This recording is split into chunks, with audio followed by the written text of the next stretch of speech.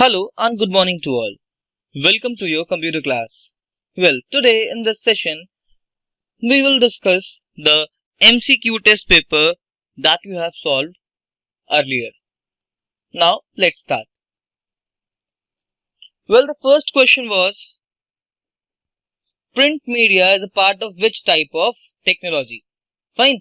Well, the question is very simple. Here we are asking that print media is which type of technology. So here we have these four options: computer technology, communication technology, information and communication technology, and then the fourth option is content technology.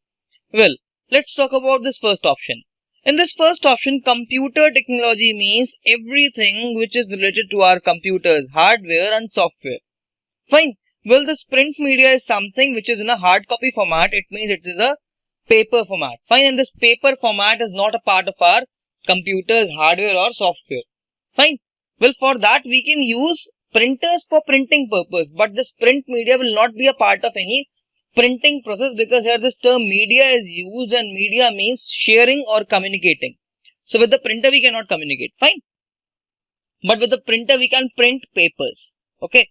Now our second option is communication technology. Well, communication technology means something through which we can perform end-to-end communication, where two individuals are involved and they can share and talk to each other at the same time. Fine. It means all the things that we have, such as calling, fine, conferencing, then chatting, messaging. In all these services we can perform end-to-end communication, and here both the individuals can talk at the same time. Fine. Well, our next term is information and communication technology. Well, this information and communication technology is a method of using the tools of communication technology to share the information over internet or network. Fine. It means when we are using the tools of communication technology, such as we are using email, we are using chat messages, and through that we are sharing some information. This information can be any text, any audio, video or any multimedia content. So it is termed as ICT. Well, now if we talk about the current scenario, the mobile phones that we are using, these are an example of this ICT technology, because in this we have some applications through which we can perform multimedia sharing also, and with this we can also share our audio and video also. Fine. Then our next and the last option is content technology. Well, content means any kind of printed material, any 3D image, any kind of soft copy, any kind of hard copy, or any kind of content which can work as a basis of any particular information. Fine. So here this content technology will be the correct answer for the print media. Fine. Now our second question was a true false question. Fine. Well, the question is, convergence refers to coming together of two areas or fields of technologies. Fine. So as I have taught you in the first chapter, this term convergence means the addition. Fine. This term convergence means the addition or the combination of two or more things. Fine. So here in computers, the convergence refers to the combination or addition, or we can say that coming up of two technologies together to create something new. Fine. So it means this option was true. Fine. Now let's move to our question number 3. Our question number 3 is, unorganized raw facts and figures are termed as what? Fine. Well, we are talking about unorganized raw facts and figures. Well, in general, the data that we enter in our computer, fine, that data is generally considered as unorganized raw fact or figure.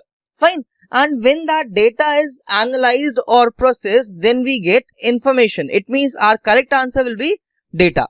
Fine. And when this data is analyzed or processed, then we get the information. Fine. That's why option number A was incorrect, because our information is the processed form of data. Fine. And when we analyze that information, and through that we can get the result. Fine. It means our data is the first and the most important thing in our computers, which is in a form of any unorganized data. Fine. Then our next question number 4 is, which among the following is not an advantage of computer? Well, it is the most easiest question for you all. Fine. Well, the 4 options are given here. The first option is accuracy. Well, we know that our computer is very accurate. It can never commit any error. Fine. Then second is diligency. Well, our computer is very diligent machine. Fine. Once if you give a task to a computer, your computer will simply end that task without any trouble or confusion. The next is versatility. Well, we can use our computers for various type of applications and various type of operations. Fine. Then the last is power of decision making. Well, the modern day computers that we are using nowadays, fine, in these computers this power of decision making is not available. Fine. The same was with the old computers, but it is a possibility that in future we will have this feature also. Fine, but for now this power of decision making is not available in our computers. For example, your computer or your mobile phone cannot take any decision by its own. Fine, we always have to set some instructions in our computer or in our phones, and then only it works. Fine.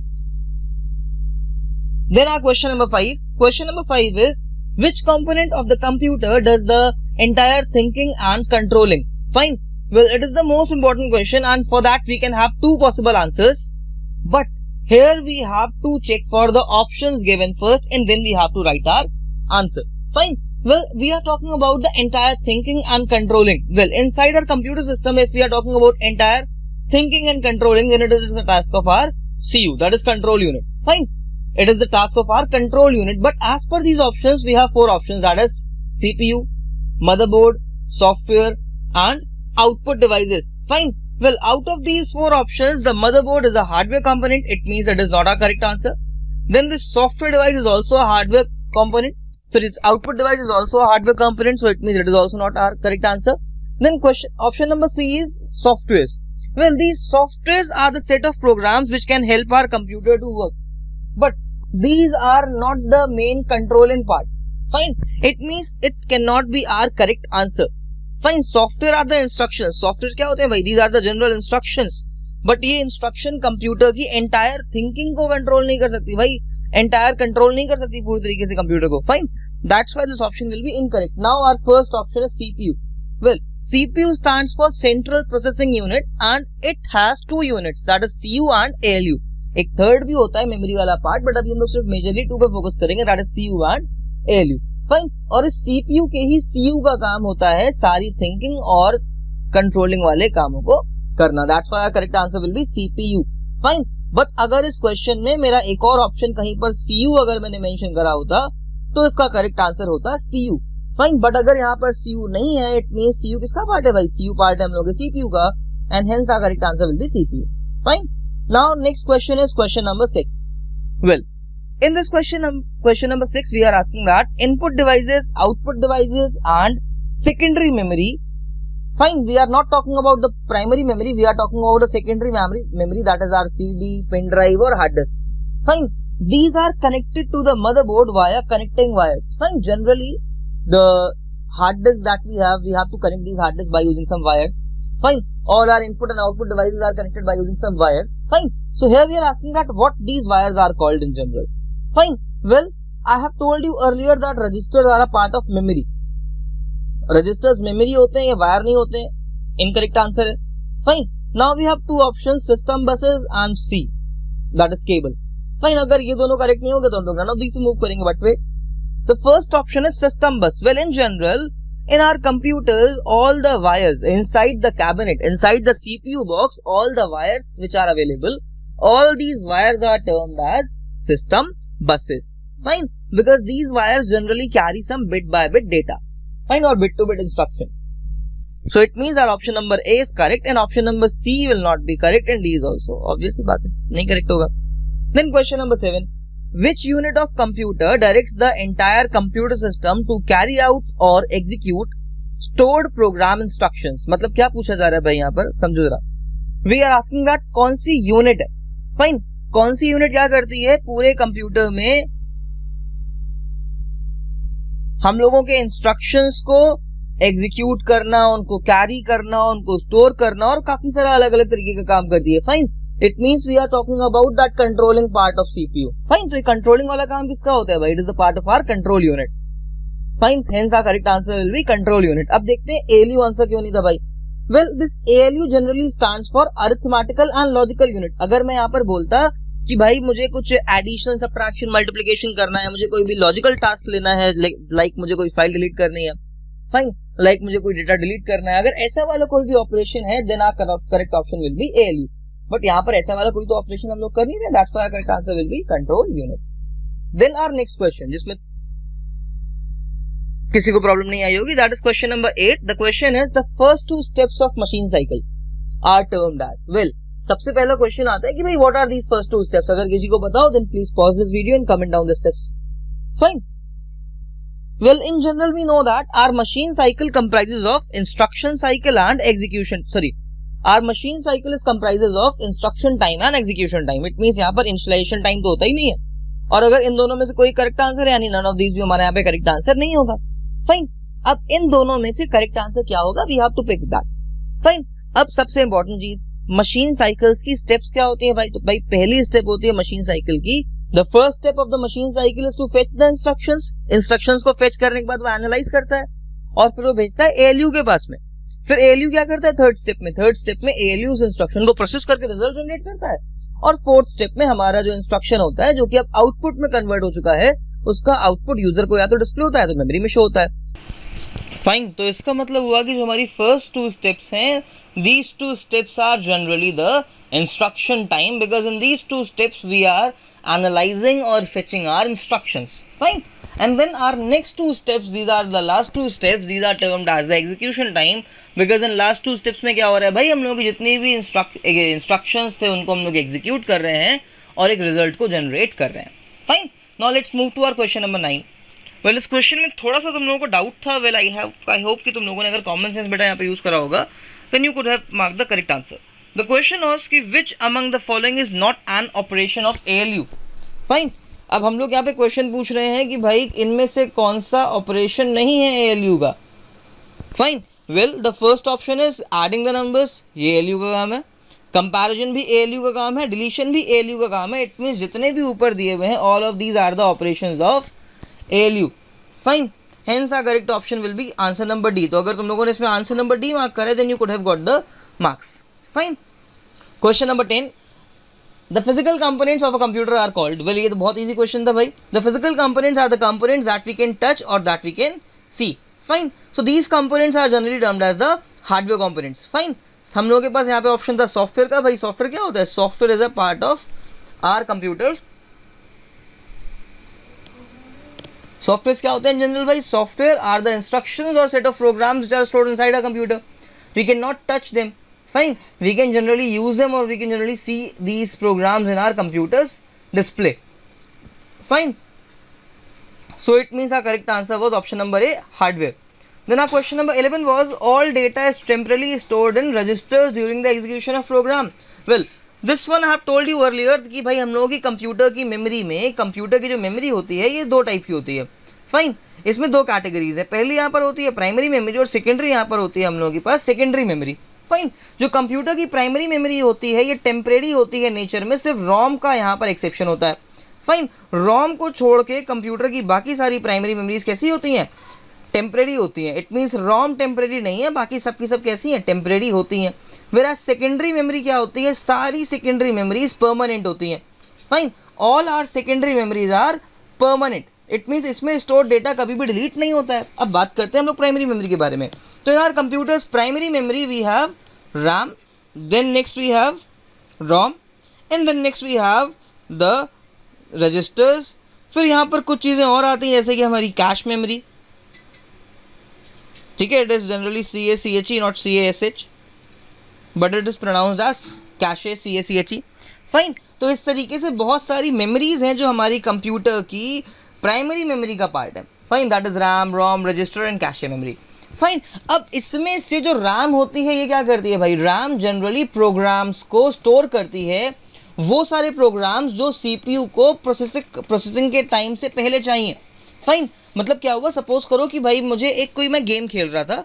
अब उस game के लिए जो मेरी file होगी उस file का size तो बहुत बड़ा होगा, पहली चीज़. सेकंड इंपॉर्टेंट चीज़, उस पूरी फाइल को एक साथ तो हम लोगों का CPU प्रोसेस करेगा नहीं. फाइन. तो हम लोग क्या करते हैं भाई, उस फाइल को ताकि CPU इजीली एक्सेस कर ले उसको उठा के स्टोर कर लेते हैं सिस्टम की रैम में. फाइन. फिर क्या करता है भाई, CPU रैम में से थोड़ा थोड़ा डेटा लेता है और उसको प्रोसेस करना स्टार्ट कर देता है. अब जब CPU थोड़े थोड़े डेटा को प्रोसेस कर रहा है तो ऑब्वियस ही बात है वहाँ पर कुछ ना कुछ रिजल्ट्स जनरेट होंगे और उनमें से कुछ रिजल्ट्स नेक्स्ट डेटा को प्रोसेस करने के टाइम पे रिक्वायर्ड भी होंगे। तो जितने भी इस टाइप के रिजल्ट्स जनरेट होते हैं वो स्टोर हो जाते हैं कंप्यूटर के रजिस्टर्स वाले पार्ट में। फाइन, तो भाई इसका मतलब हो गया कि जो रैम और रजिस्टर्स हैं ये तो मोस्टली काम कर रहे हैं प्रोसेसिंग का। बड़ा क्वेश्चन आता है कि ये कैशे का काम क्या है भाई। अभी जो हमारी कैशे मेमोरी है ये क्या करती है जनरली, ये एक टेम्परेरी मेमोरी है जिसका काम प्रोसेसिंग के टाइम पे नहीं होता है, बट ये प्रोसेसिंग वाली स्टेप में बहुत ज़्यादा यूज़फुल होती है। अब फॉर एग्जांपल मेरी सिस्टम की हार्ड डिस्क 500 GB की है और उस 500 GB की हार्ड डिस्क में बहुत सारा डेटा मैंने स्टोर करा हुआ है। फाइन, सपोज करो भाई मेरे पास उसमें 1000 से ऊपर फाइल्स हैं, एप्लीकेशंस हैं और बहुत सारी चीज़ें हैं। अब जब मुझे इन सारे डेटा को एक्सेस करना होगा तो भाई बीइंग अ ह्यूमन तो मैं क्या करूँगा, फटाफट से सर्च मारूंगा, देखता जाऊँगा, रीड करता जाऊँगा और उसको टाइम लेकर के लेकिन ढूंढ लूंगा। बट कंप्यूटर के पास इतना टाइम तो होता नहीं कि वो एक एक चीज़ को चेक करेगा। तो कंप्यूटर क्या करता है भाई, अपनी कैशे मेमोरी में हर एक चीज़ का एक रिकॉर्ड मेंटेन करता है। फाइन, जिसमें वो नोट कर देता है कि मैंने मेमोरी के इस सेक्टर में इस वाली फाइल को स्टोर करा है। फाइन, इससे बेनिफिट क्या हुआ कि जब भी हम लोगों के कंप्यूटर को कोई भी प्रोग्राम फाइल एग्जीक्यूट करनी होती है या किसी भी फाइल की रिक्वायरमेंट होती है तो वो क्या करता है भाई, सिस्टम के कैशे मेमोरी से उस फाइल को फेच कर लेता है। फाइन, तो यही एक मेन रीज़न है कि जितने भी हमारे फ़ोन में एप्लीकेशंस होती हैं वो कैशे मेमोरी में या कैशे क्रिएट करती हैं। Fine, generally you guys have found that कि हम लोगों के फ़ोन में ये कैशे डेटा बहुत ज़्यादा जनरेट होता है।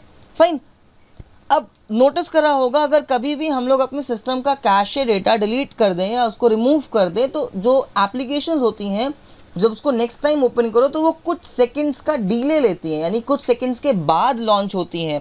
फाइन, और अगर वो एक बार लॉन्च हो जाती है तो फिर से कैशे डेटा वहाँ पर जनरेट हो जाता है। फाइन, इट मीन्स ये कैशे डेटा हम लोगों के कंप्यूटर के प्रोसेसर को और मेमोरी मैनेजमेंट को मेंटेन करने में हेल्प कर रहा है और उसको डेटा प्रोवाइड करने में हेल्प कर रहा है। फाइन, इट मीन्स ये एक हेल्पिंग हैंड है एक तरीके से कंप्यूटर के लिए।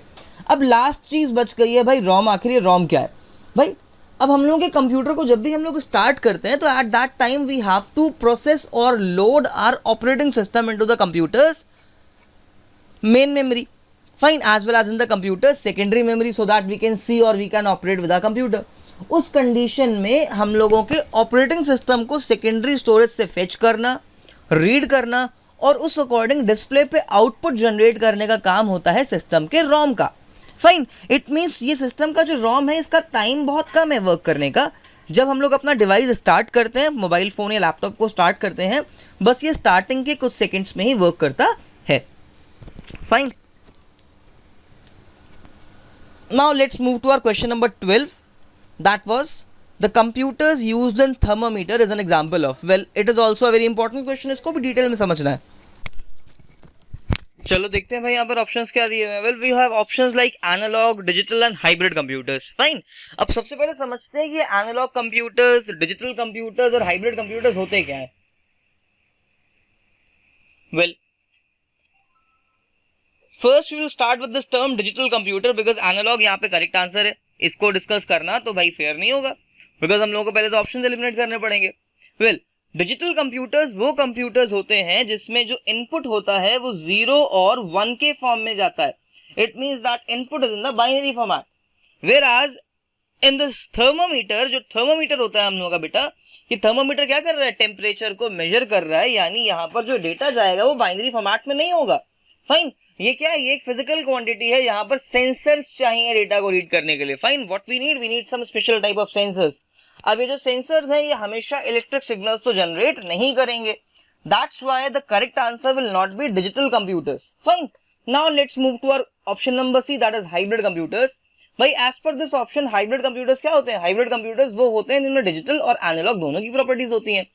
फाइन, बट अभी मैंने बताया कि ये तो डिजिटल कंप्यूटर हो ही नहीं सकता, इट मींस ये हाइब्रिड भी नहीं हो सकता। फाइन, बिकॉज अगर ये हाइब्रिड होता तो उसमें डिजिटल की प्रॉपर्टीज तो थोड़ी बहुत होती ही होती। वेल यहाँ पे बाइनरी सीक्वेंस नहीं होगा, that's why it is not a type of our hybrid computer. Now let's move to our option number 1।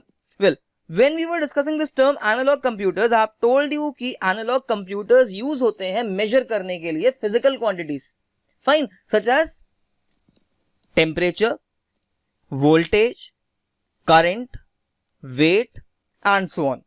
Fine, it means ये जो thermometer है ये क्या है, it's a type of our analog computer, that's why our option number A is correct.